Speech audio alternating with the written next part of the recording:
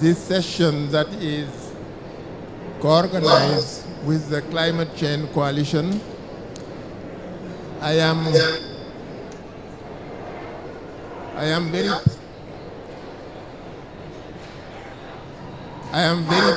can you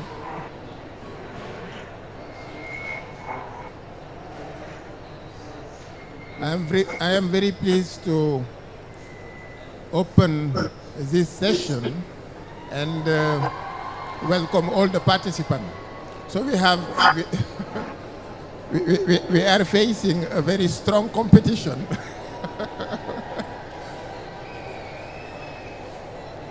So we are facing a strong competition from the youth, but we will try to make it.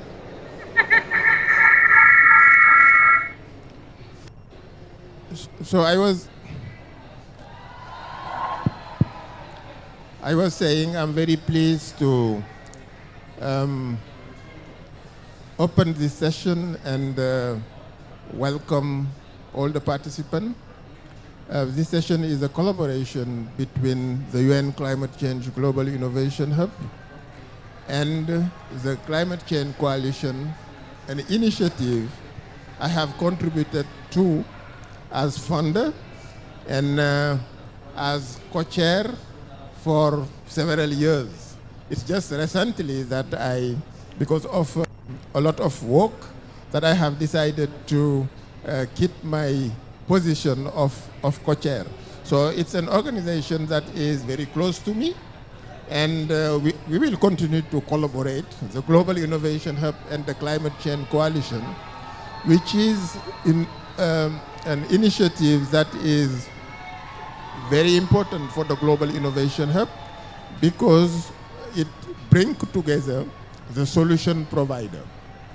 And one of the things that the Global Innovation Hub is trying to address is to translate high ambition into demand for climate and sustainability solution and then look for solution around. So it means that once we have formulated what is the demand for climate and sustainability solution at the global level, it is important to have now those that will respond to that demand, and those that will respond to that demand include members of the Climate Change Coalition. So very pleased to open this session and very pleased to co-organize it with the Climate Change Coalition. So now I will hand over to Miro, who will be the one moderating this panel. Miro, back to you. Thank you very much, Masamba. It's such a pleasure and honor to be here at your Global Innovation Hub. And thank you very much for your leadership and for your commitment over the past years. You have opened up doors, spaces, intellectual spaces and real spaces in the UNFCCC process for the digital innovation community. And we are here with our Climate Change Coalition members and with Tom Baumann, our co-chair leader and lead strategy developer.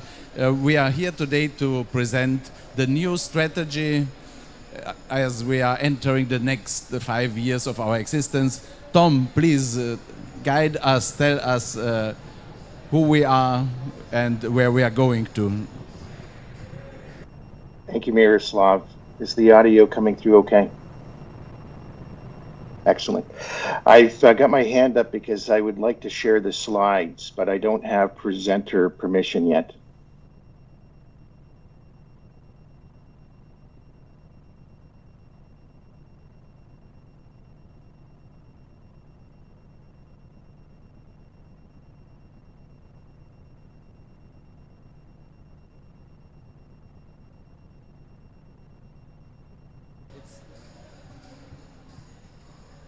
It will be possible in a few seconds. Sylvia?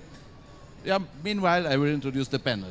So, Katherine Foster is already known here in this Global Innovation Hub, Global Sustainable Digital Finance Alliance, Social Alpha Foundation, European Food Kick, and many more. And Alexei Shadrin, Evercity, and the team leader of the digital finance team of the Climate Change Coalition, Kristina, Lucrezia, Cornèr, editor-in-chief of Cointelegraph, and our media partner. Really very much appreciated all your support and commitment to the work of the Climate Change Coalition. Neil Cohn, Code Green, and also carbon markets expert and involved also in the digital finance lab. Katherine will lead the CC lab. We will hear more about later. Ira Feldman from Adaptation Ledger, and with several additional heads from science and governance. Irina Karagiao from Unique Network, our esteemed partner from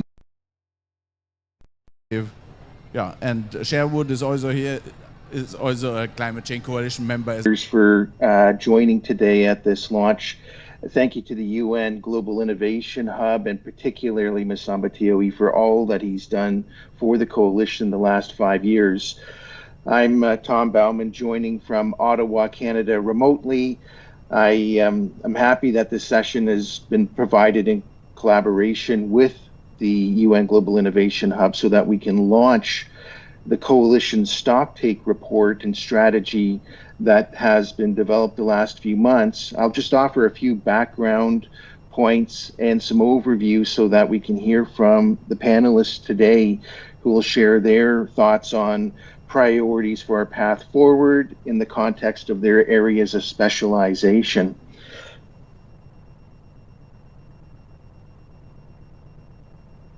So very briefly, for those of you who might not be familiar with the Climate Change Coalition, we were founded 5 years ago, and so we're celebrating our 5th anniversary at COP27. And as Masamba said, the UNFCCC was critical in helping launch the coalition initially as an open multi-stakeholder global network, very big tent. We started with just 12 organizations that express the commitment and goodwill, which has been a key part of the success of the coalition, growing to over 360 organizations now in 69 countries. The original ethos of the coalition for our first 5 years was largely reflecting blockchain and emerging technologies, meaning decentralized and distributed and very much member-driven. And that helped to form these networks and relationships amongst our diverse membership base around the world. And now, as we're into COP27, we are now able to launch this new strategy as we've seen our members and the overall space evolve and start to mature. So I'm going to start just giving a few examples from our stocktake report based on our member database, just to give a sense of the depth and the breadth of our membership, and as a basis for then talking about some of our new initiatives, such as the partnership on the Digital Innovation Pavilion and the Climate Change Labs. So just as a quick overview, we have currently a searchable online map of members, so that each member, you can find who they are, what are they doing, where are they located, what's their website, and so on. But we can augment the map with this information, the type of organization. Are they a blockchain solution developer, or are they government or academia or industry? Which technologies are they using? Are they in Ethereum, or are they Hyperledger or otherwise? In what stage are they at?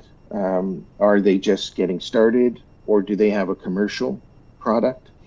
Where are they based? Where are their priority markets? Who are their priority stakeholders? What are their priority applications, whether it's finance, adaptation, mitigation, etc.? And which sectors and issues, and I'll get into some of those examples just here momentarily. So as a true multi-stakeholder organization, you can see in this graph here, approximately half, a little bit less less than half of the membership are blockchain solution developers, and the rest are a mix of everyone else. And that's really important in the context of digital solutions development, meaning engaging users and other stakeholders. It can't be simply based within the digital innovators themselves, and that just ensures that there's good fit for purpose and good understanding of these digital solutions to accelerate their adoption into the marketplace. In addition, here's a quick snapshot of the geographic breakdown based on the headquarters of our members. Even though their headquarters might be in Europe, they can be very active around the world, as one example. So this is just a sense of where the solution developers and other members are based. And you can see that in this case, Europe, we've seen increase substantially its representation of membership. And I'm just going to give a couple of slides that give a sense of the membership's evolution over time. We've just published the report. It's on our website, new website, climatechangecoalition.org. If you'd like to see the tables and these figures in much more detail, there's many more pages. So in this case, you can see the change from COP25, the shorter bars, to COP27. And I'll just draw your attention to the commercially available products. So roughly 11 or 12 back at COP27, and now there's well over 50. And so that just shows the rapid maturation of more commercial solutions available in the marketplace from the Climate Change Coalition members. Another example of changing levels and which ones are relative priorities across different issues and sectors. I know it's a pretty clustered graph, so I'll just simply say that the biggest growth we saw was in the area of human health. It grew in interest by over 300%. And we've seen this type of change and what are the priorities of different members. And so this type of information is very valuable to stakeholders that are looking to see where is the solution developers going and in what sectors and so on. So based on that stocktake report and various surveys that we've conducted with the members over the years to gather their inputs on what are their interests, on what the coalition could do next for them, now that we have been able to achieve this large global multi-stakeholder network. And that is two areas in particular. One is the pavilion as an example, and the other are climate change labs that we're, I'll talk a bit more in the next couple of slides. So the 3 points on this slide here: continuing to build awareness amongst stakeholders, so bringing in newcomers to the space, and then gradually advancing them from their awareness and understanding and networking to be able to cooperate more effectively to build and then deploy solutions in a cooperative, co-created system of solutions related to digital and emerging technologies for climate. Just a quick slide here, and I know Miroslav will talk more about this, the Digital Innovation Pavilion that the coalition is cooperating with IAI Glotcha, which has been a long-term cooperation. Miroslav has served as strategic director of the coalition for years, and in the interest of time, I will not speak too much to it because I know Miroslav will in a moment. And then final slide here is really to try to illustrate the Climate Change Coalition's new structure and how we're organizing ourselves to add value for Climate Change Coalition members, partners, and other stakeholders. So on the left side, the gray platform is a continuation of the coalition as a means to bring together and establish a network so that that diversity of interested stakeholders from very new to very experienced can interact.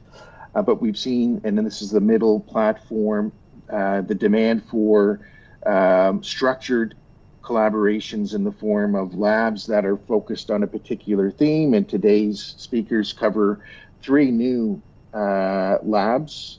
Digital finance, one, that's Katherine Foster, citizen and youth empowerment, Miroslav Polzer, and then adaptation and resilience, Ira Feldman, who will talk a bit more about what their visions are for the labs, the rationale for creating them, and what are the priority activities and mission for each of these labs. And then on the basis of the collaboration in the labs to develop shared frameworks, advance pilots, mobilize resources that can then more effectively deploy these commercial level solutions into the marketplace so that we see more impact of these digital and emerging technologies coming to support ambitious climate actions for the transformative change that digital solutions are able to provide. So thank you very much for giving me the opportunity to share the very brief overview of our stocktake report and our new strategy. It's described in more detail on the new coalition website. And I'll hand it back to Miroslav Polzer to present and moderate the discussion for the rest of the session. Thank you. Thank you very much, Tom, for this excellent presentation, the stocktake and the outlook, this new institutional frameworks, institutional innovations of the climate change labs. This is really very high potential, and thanks for all the work that you have done the last 5 years in as leader of the Climate Change Coalition. As to my knowledge, you have been the first one who has brought in this UNFCCC process the blockchain technology as a tool that can help with greenhouse gas, digital measurement, reporting and verification. And also this work that you have done here is very much appreciated. So briefly, the information Tom has shown already as the Climate Change Coalition members and the digital innovation community. We have now a space, it's just 20 meters across the aisle. It's the Digital Innovation and Digital Art for Climate Pavilion. It's where digital solution providers can come and meet climate action community members and climate governance community, so that we together work on the systemic needs, all the regulation, all the standards, all the interfaces that are needed, that digital innovation, blockchain technology can be taken up quickly. My role in this new strategy also is that I've taken on to set up the Climate Change Lab for citizens and youth. Climate Action Empowerment. We will have tomorrow 3:30 in the Digital Innovation Pavilion, a workshop around this. Everybody kindly invited. It's about how can we set up the Global Challenges Action ID, Global Challenges Action Registries, collaborative governance models, interoperability standards, crowd evaluation standards, and much more for climate action empowerment of the individual and youth. And now to Katherine, who is leading the Climate Change Lab on finance. Please tell us your plans in this field and in general your relation to Climate Change Coalition and where you see the perspectives. Thank you. Actually, I'll definitely be a co-leading of the lab with Neil and Alexi and others who are interested. Again, I think we need to reiterate that this is a community organization, a community-driven organization. It's operated on very few and very little resources other than our human resources and energy. And for me, as in my new role with the Green Digital Finance Alliance, which I see as really bridging financial innovation, and that's both internal and external on investment and risk and ESG and running a not-for-profit in that arena, what I really see is a missing bridge between the financial world and all of those elements, both internal and external. And what I want to see happen with the innovation finance, the climate chain finance lab, is to do what sort of Tom outlined. Again, collaborating with others to create a little bit of thought leadership, newsletters, highlights of partner and members' work, focusing on sort of the overall impact as well as spotlighting when we can, and then to really work to mobilize and coordinate resources for members and also serve as that sort of clearinghouse of expertise and coordination on everything from grants to procurement opportunities and collaboration opportunities as well. You saw, for example, the large EU membership as one of the EU Horizon. I operate on a number of EU Horizon projects and programs, and the EIT food. Some of us have this very deep knowledge of how the EU grants and funding work, and it's a very collaborative approach. Another ecosystem we're working on is the MENA Sustainable Finance Alliance. We're collaborating with them. And then there are other regions and hubs that we can draw in. So it's a sort of network effect. And then using that and leveraging that knowledge and the partners we have there to identify opportunities for collaborations, identify opportunities and drive forward grants and other elements for members. So it is very much just a work in progress, and governance and structure and offerings are all basically things that we will be producing over the next few weeks. And we invite members to step forward and offer their insights and their ideas. But perhaps we should pass to Neil. Alexei. Hi everyone, happy to be here. So I have very clear guidance from Tom what I should cover in my short intervention. And the first point that I want to start with is finance, because we're, in this, I've been leading the finance working group in the Climate Change Coalition, and now we are emerging into the Climate Finance Lab within the Climate Change Coalition, together with Katherine, together with Ira. So just a few words about digital sustainable finance. I think, that's a very big topic, and that's maybe the most impactful topic that can be here at COP and the Climate Change Coalition as well, because most of the use cases that we see in blockchain and distributed ledger technologies, they're all focused on finance. And my strong, understanding is that distributed ledger is actually the new infrastructure layer for financial markets. And that's what we see from the industry. 5 years ago, when the Climate Change Coalition was launched, we were, the only ones who talked about this topic. But now, I just came from San Francisco, where I visited the Bank of America conference, for example. And in our city, we've been talking to many other banks and financial institutions and exchanges and other players.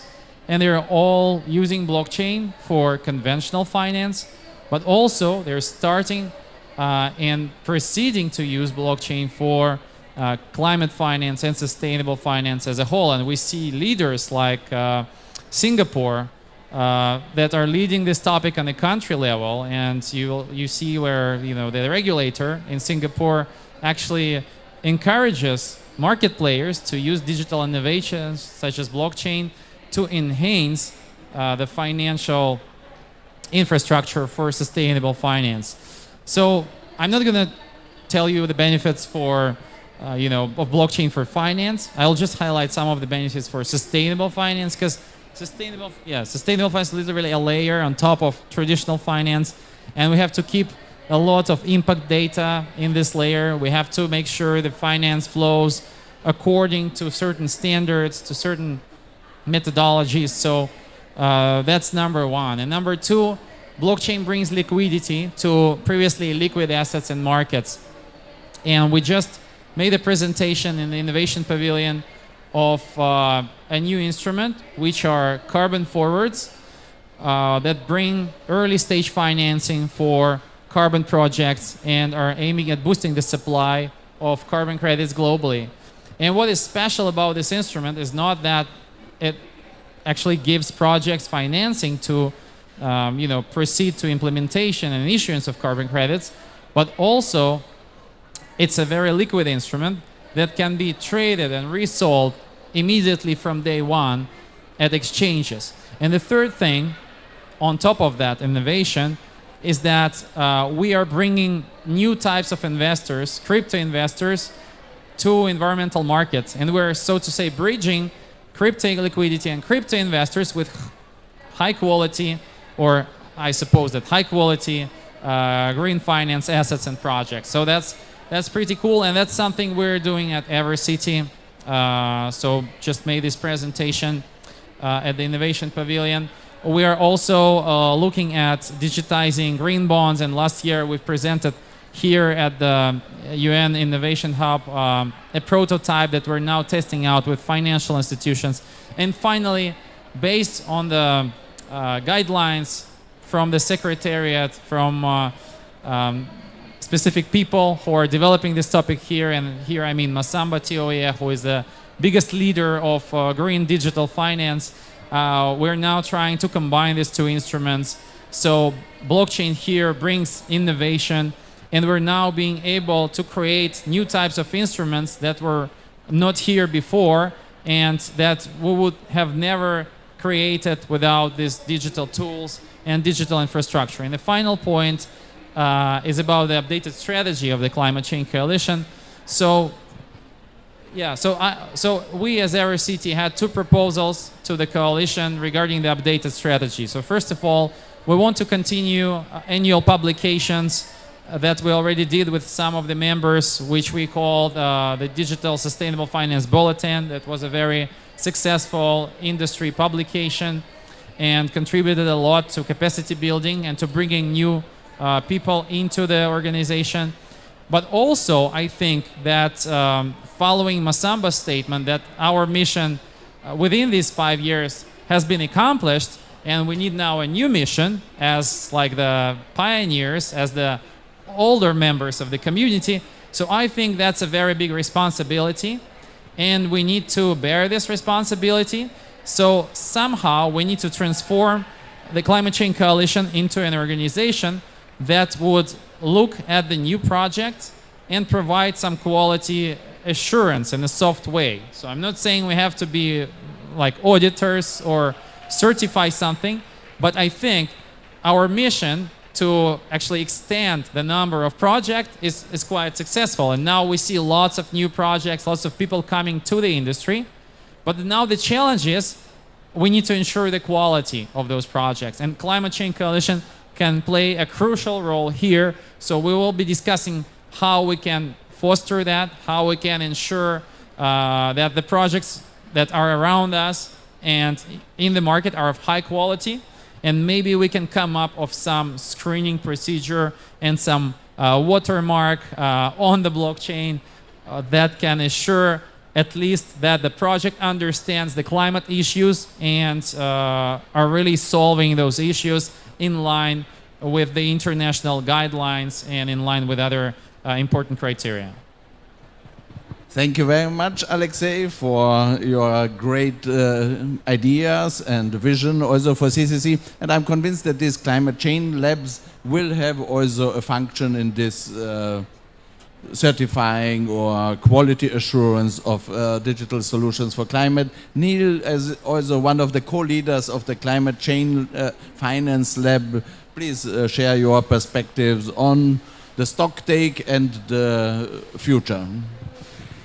Thank you, Mira. My perspective is probably a bit different.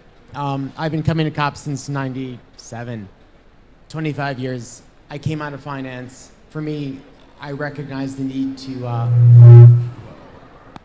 I recognize the need to really focus on at that point what we call global warming and how we worked with the UNFCCC to go through 30 years of coming to our consensus, coming to the rules, figuring out what was quality, how governments could work together, how companies could be involved to actually invest and achieve climate achievement and progress. When we went through our climate winter in 2010 or so, when the legislation in the US died, when the Obama administration really went towards healthcare instead of climate at that point, when the economy turned south, it didn't seem like we had the strength to move forward. And at that point, we all went to renewables, low carbon tech. What else could we do? As we went through Paris, we all of a sudden saw there was light. There was another chance for us to really go towards climate finance, and it was clear to the OGs, to the people that were in this, like, God, if we had great tech, if we could use IoT, and if we could use geospatial, and we could go and I was a bit skeptical of blockchain and crypto at that point, but if we could really bring this together, we could do things that were more impactful. We could get smaller, great projects. We can make sure that all the stakeholders were awarded. And to me, decentralization, it's not about disintermediation. It's not us, hey, everybody gets to make the rules now because it's like Bitcoin. No, it's actually radical inclusion and trusting the authorities that brought us here. The UNFCCC, all of the process, this is critical. And now that we have this tech, how do we use it to really be more inclusive, to be more powerful? And unfortunately, I think we had 30 years. So climate change negotiations, we're kind of like a young adult. We're getting somewhere. And then we bring in blockchain and crypto, and it's kind of a bit of a volatile teenager. And we're getting this, a bit of a feudalistic issue where I think we're getting so focused on which tech as opposed to let's use tech for what it can do, that it becomes a little counterproductive and removes the focus. So what I'm hoping is that, and what I'm seeing and where we've been collaborating is, how can we find the ways to collaborate? And I went from, honestly, every tech, every organization brings their tool set, their tech to the table, and everyone wants to get these results that they want to see. But how do we act more in unison? How do we make that more of a collaborative approach? And how do we get that to really achieve for the youth that we hear screaming in the other room? That's what ultimately we need to do. And that approach is going to get us to the, honestly, get it over worrying about which technology, but getting back to putting the focus on how do we truly invest to get climate achievement. And I'm really hoping that this organization can help do that. And obviously, I think it's a really perfect partnership with what the Climate Hub is now, the Innovation Hub is doing. So I'm hoping this is a really great relationship.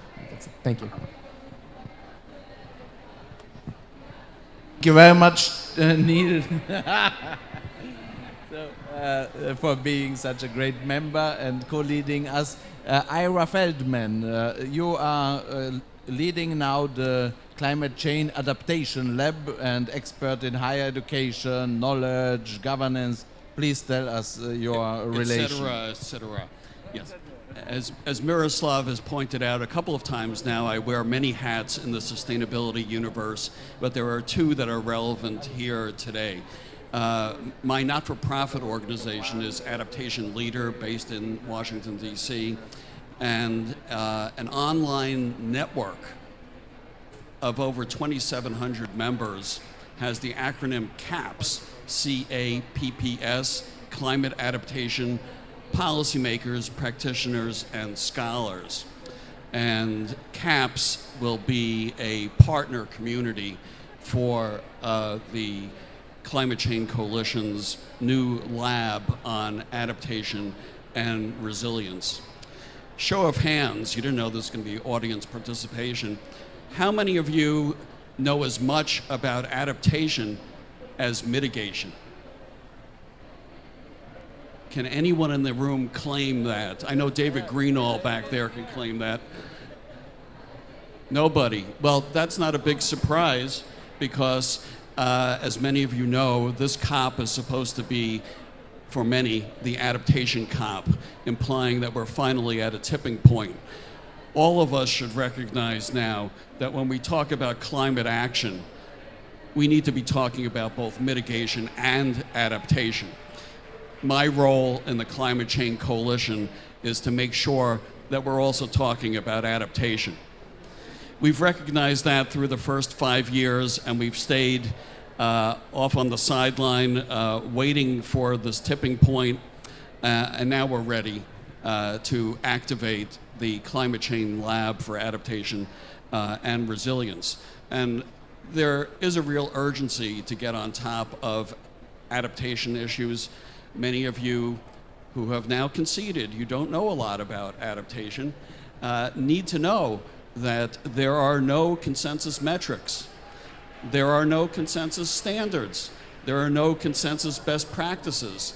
So we need to get a move on it to make sure that those basics are put in place and that we have adequate financing for adaptation and resilience.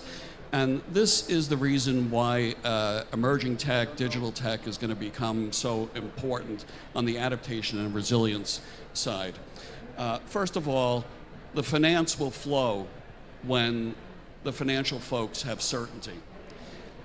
The certainty provided by blockchain is one of the big pluses why we're going to be needing emerging tech to advance solutions for adaptation and resilience. Another reason why emerging tech is going to be important on the adaptation and resilience side is that we still don't know how to measure success. But let me share another secret with you. Adaptation is much, much, much more complex than mitigation. Mitigation can be reduced to one metric. Adaptation cannot. There are many data sets, databases, data streams, multiple data streams that are going to have to be brought to bear to measure adaptation success.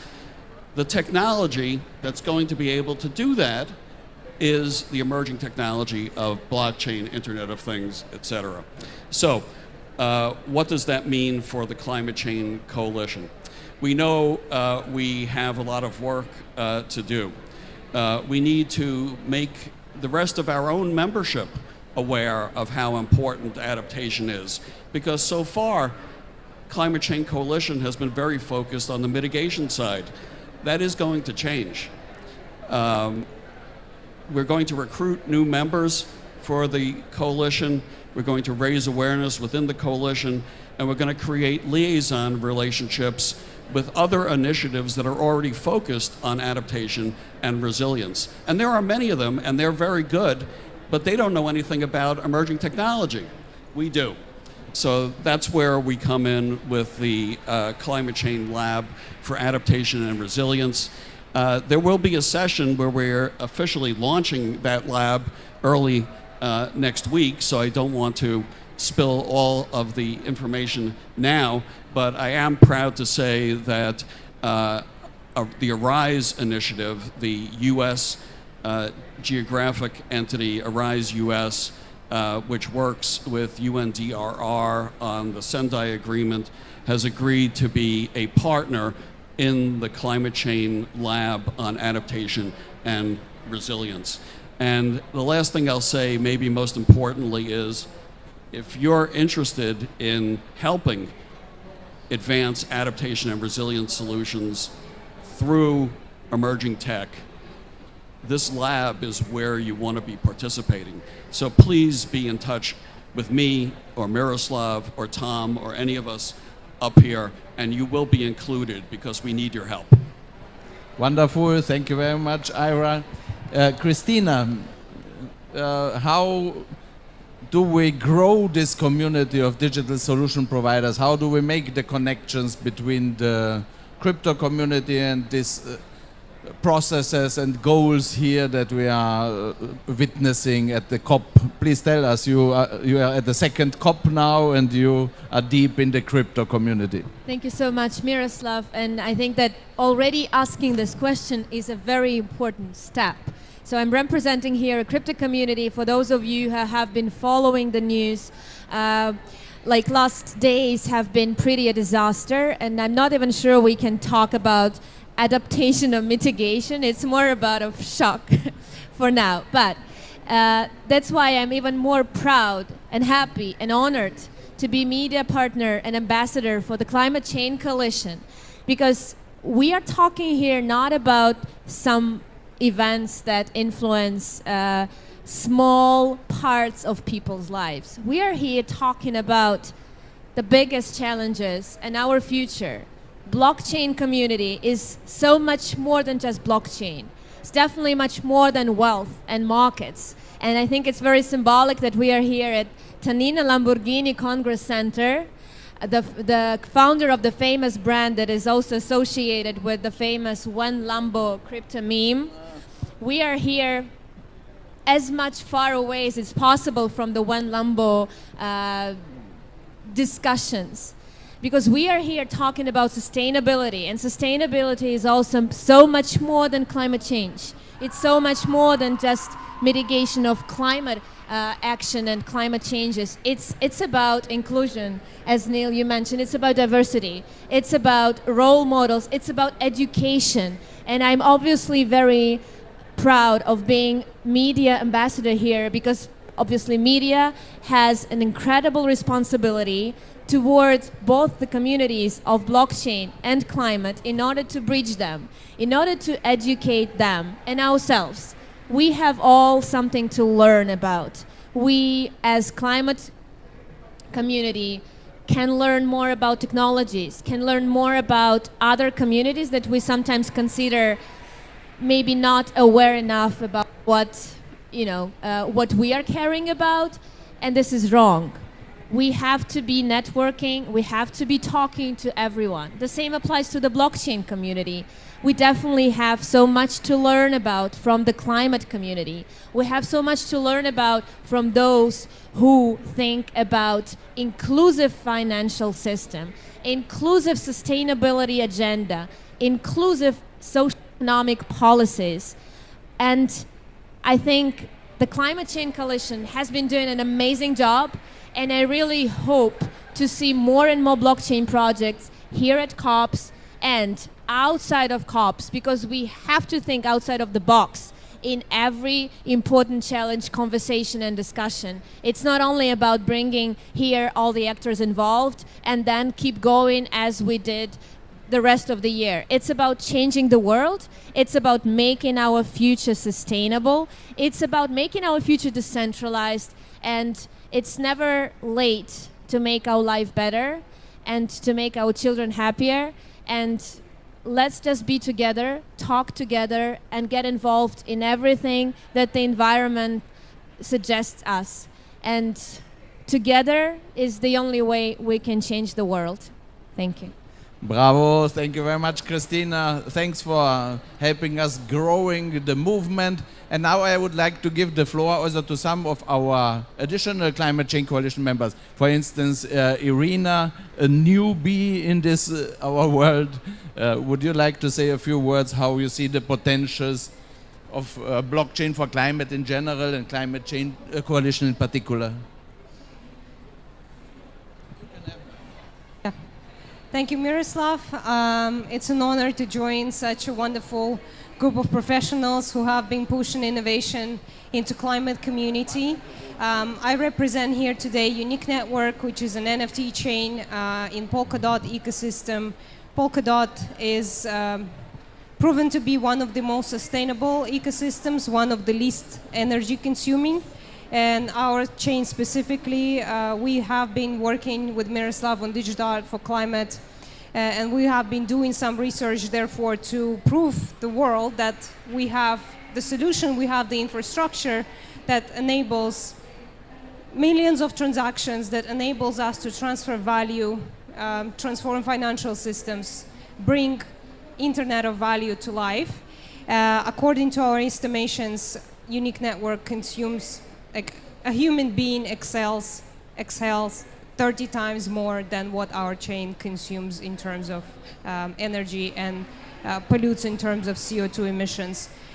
the technology is here, and we're very pleased to join Climate Change Coalition, and we're looking at COP28 because this time we have a pavilion, but for COP28 we have much more ambitious plans, and we are open for partners who want to support digital art for climate, creative community, as well as blockchain community. Thank you. Bravo, Irina.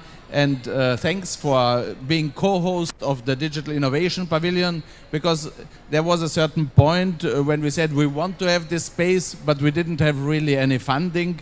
And then Irina managed that we got the funding to secure the space. Thanks for your leadership and passion and commitment. And now Juan and Jose, you are also Climate Change Coalition members from the early hours. Please join us. 1 minute statement, everyone, and then we will look around if there are still other members. Let's give the word to everyone. Juan, please, Eco Registry. Hi, everyone, and thank you very much, Miro. Yeah, we at Eco Registry, we started actually in Colombia, bring solutions for the project developers so that they had the opportunity to get carbon offsets for their projects.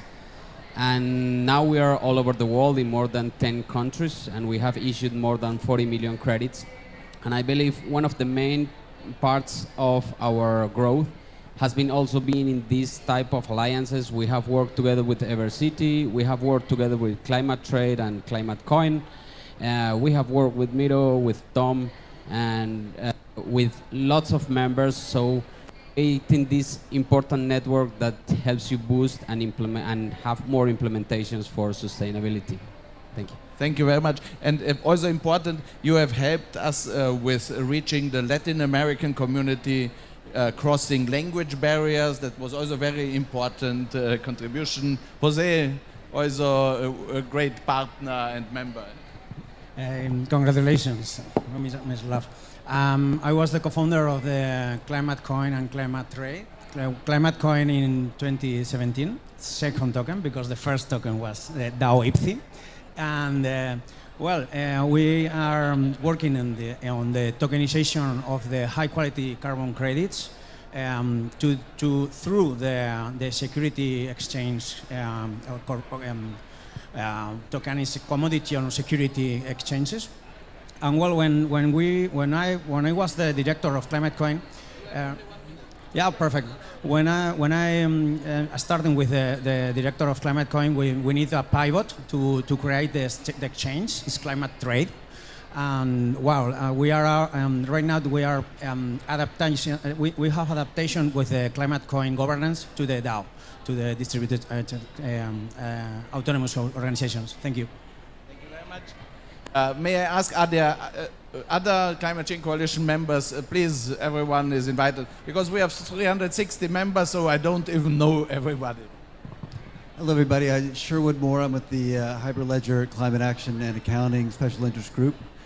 We specialize working within the Hyperledger environment around open source solutions around climate accounting, moving ideation into the Hyperledger Lab, where we have several prototypes, a couple award-winning prototypes around a variety of climate accounting solutions and needs.